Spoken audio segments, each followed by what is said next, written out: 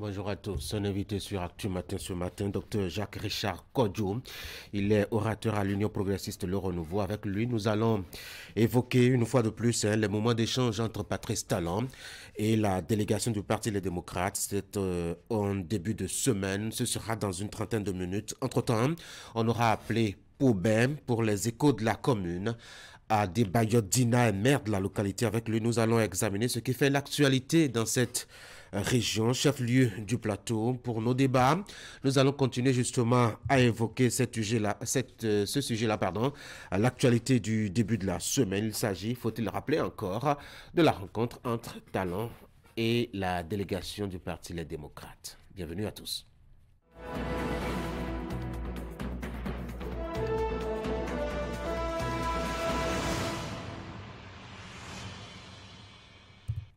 Nous voici donc pour le tour rapide des informations à la une de publication ce matin. On va commencer par Fraternité qui nous propose ce matin beaucoup de milliards en manchette. Le ministère du cadre de vie et des transports devant la commission budgétaire. 410 milliards de francs CFA défendus par José Didier Tonato. La gestion axée sur les résultats comme leitmotiv. Lutte contre la cybercriminalité, création du CNIN. Le gouvernement sort la grosse artillerie. Conditions d'ouverture et d'exploitation des salles de fête. Les exploitants contraints au respect des normes de construction et de réglementation sur le bruit. Nous sommes avec le quotidien Matin Libre, 5 mars 2021, 30 novembre 2023. Rekia Madougou, 1000 jours de calvaire. Ses amis et sympathisants plaident pour l'amnistie. Libération, renforcement de la lutte contre la cybercriminalité au Bénin. Les nouvelles mesures du gouvernement pour décourager les délinquants Gaimen. Nord-Sud quotidien, 1000 jours de détention. Madougou crie de liberté étouffée. Le déchaîné du jeudi à Bono Yabo, les coups lisses d'une rencontre. Vous avez une belle illustration de la manchette. Les 4 vérités suite à la déclaration selon laquelle le FCBE n'est pas un parti de l'opposition. Paul Hunkpa et ses hommes font des mises au point.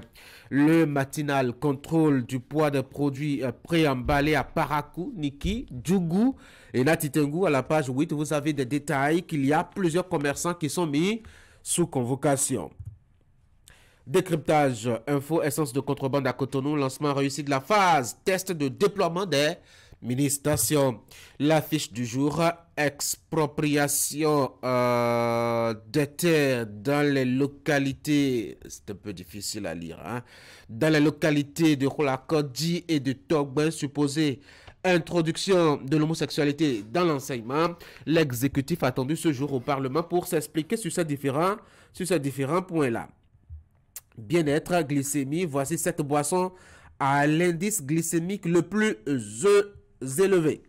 Nous passons à Gaskiani Info d'hier à aujourd'hui, le journal qui nous propose une histoire du pardon en politique au Bénin. Kinikini Info, réflexion de pistes rurales et de routes en terre classées pour la campagne 2023-2024. C'est dans le cadre donc du Conseil des ministres, notamment pour l'écoulement des produits agricoles. Et nous voici de retour à la une de Fraternité pour la deuxième lecture. Le ministère du cadre de vie et des transports devant la commission budgétaire à l'Assemblée nationale à Porto-Novo. 410 milliards défendus par Didier José Tonato. La gestion axée sur les résultats comme leitmotiv, lutte contre la cybercriminalité, la création de CNIN. C'est que le gouvernement sort la grosse artillerie de la vie de fraternité. Conditions d'ouverture d'exploitation des salles de fête, les exploitants contraints au respect des normes de construction de la réglementation et de la réglementation sur le bruit au Bénin.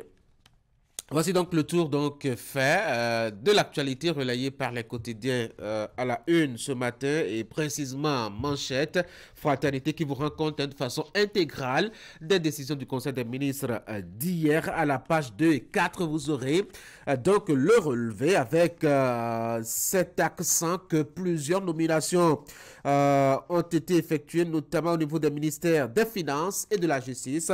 Plusieurs dizaines, en effet, achetez le journal et voyez les détails.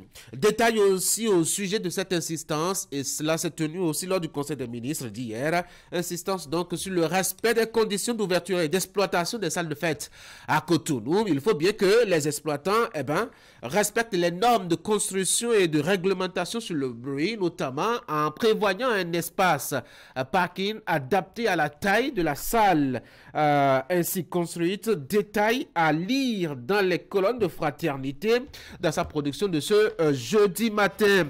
Jeudi matin, Actu Matin, la une des journaux, Fraternité, page 5, vous avez l'interactualité avec le Mali et le Burkina Faso qui sont donc dans les colonnes du journal, et quelques détails sur l'intérêt de la création du CNIN avec ce titre que Fraternité pense que c'est de la grosse artillerie que sort ainsi le gouvernement pour lutter contre la cybercriminalité.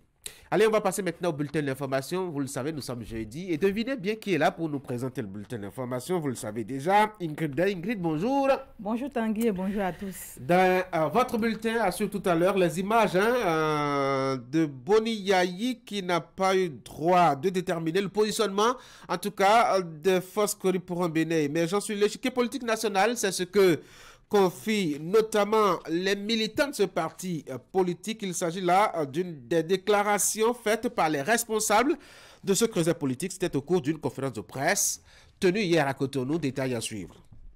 Détails à suivre aussi au sujet de l'Organisation internationale pour les migrations au Bénin et l'Agence nationale de la protection civile qui ont organisé cette semaine un atelier de restitution des résultats du rapport Kadri. Les travaux se déroulent à Cotonou et ont porté sur entre autres, la présentation du rapport Kadri et les échanges sur le plan d'action de réduction des risques et catastrophes.